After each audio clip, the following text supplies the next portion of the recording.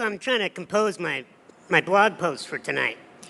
And I'm thinking, it sounds really believable that I went to prison and hugged a bunch of really nice prisoners while a DJ Busy threw on some records and Richard Branson told me where I can score some free heroin.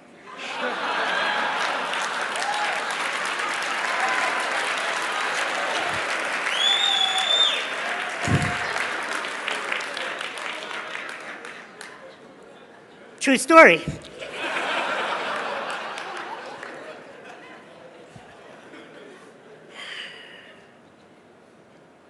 Lesson number 1. Never believe a prediction that doesn't empower you. When I was born, the doctors told my parents that I would be dead within the first 24 hours of my life. 35 years later, all those doctors are dead.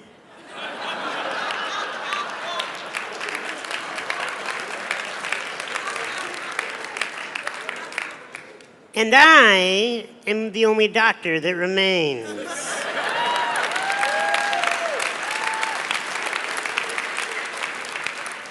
Never believe a prediction that doesn't empower you. How many predictions have been thrown at you your whole life? If you believe predictions that do not empower you, you will wither away and die. Either physically die or your spirit will die as you just walk around the world like a carcass that is just following the masses. You will be given a lot of titles in your life. You will be told so many different things. You must only listen to that which empowers you. I have a belief that has served me in my life, and that is that everyone is rooting for me to win, even those that do not know it. And I am not here today to tell you that I have had adversity in my life, and so therefore I know what you're going through. I don't have a clue what any of you are going through in your lives. I did not grow up in your neighborhoods, more than likely. I did not have your set of parents, nor do I live in your body. I have not had the events that you've had happen to you. I can tell you I am only an expert on one thing, and that's how to be me. And I do it well.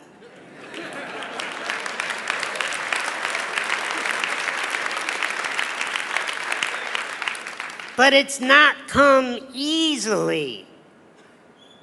I've gone through things that I don't wish upon anyone in this room. I've had metal rods pulled out of bone marrow while I was awake. I've had jaw infections where teeth had to be extracted and I can no longer chew my own food. I have to get up every day and be showered and cared for physically by another human being. Fortunately, she's a gorgeous woman that I married.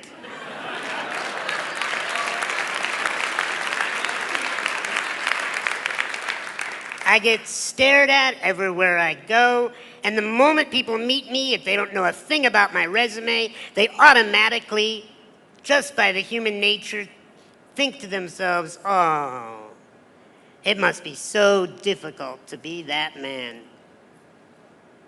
If somebody pities me, they're wasting their time. Because I have chosen a life of strength. And I am here to help you choose a life of strength. But I'm going to tell you, we've talked about drugs here. You know what the worst drug to ever hit the human race is? Pity. The moment you feel sorry for another person, or the moment you feel sorry for yourself, you're hosed. You are totally, completely frozen in potential.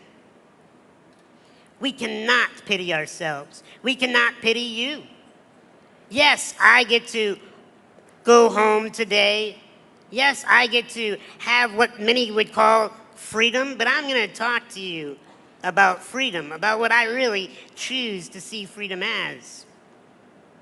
Because like I said, you cannot believe predictions that do not empower you. The second lesson today is you are not your condition. You are not. I am not disabled. Sure, I'll take the handicap parking privileges. But that does not define me as a man. Not able. I've been looked at and treated my whole life as if I am not able. I have had to rise above and show people that the only disability is one's refusal to adapt. You have to adapt to whatever environment you're in, even if it's prison. And what does adaptation look like? I think it looks like celebration. Because when you meet people that are celebrating their life, you want to be around them. You want to learn from them. You want to do business with them. You want to hire them. Look, if you do not want to be seen as a prisoner or a convict when you get out of this, or even while you're in this, then it's an attitude. It is a belief in yourself that you bring value to the human race, no matter what your current condition, title, or stature is. Because if I believe that I'm disabled, I would wither up, I would be shy, I would be insecure, I would be afraid, I would act like I need your help. And the rest of humanity would be okay with that. But I choose something else.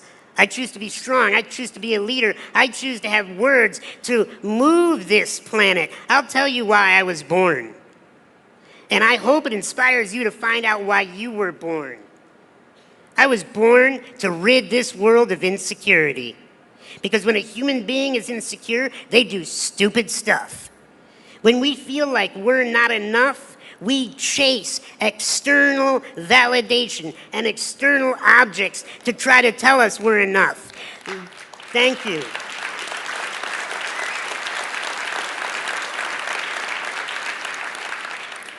You are enough. I'll tell you, I made a pledge as a therapist to love all human beings no matter what they've done. Because deep down inside, I've found that every human being just wants to be loved. Even if they're tough, even if they're scary, even if they're vicious, you get them in the right position at the right time, they'll tell you the truth. They just want to be loved. You know who they want the love from the most? Not their moms, not their dads, not their wardens, none of these people. They want to be able to look in the mirror and love themselves. And if you can figure that out, then you're going somewhere.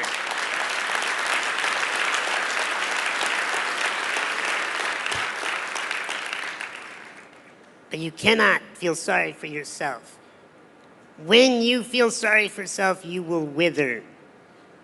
But there's a contradiction to feeling sorry for yourself. At the opposite extreme, it's what I call bullying yourself, beating yourself up, being your own enemy and telling yourself that all those predictions, those negative opinions, they're true, they're right, you're washed up failure, you're not going to amount to anything.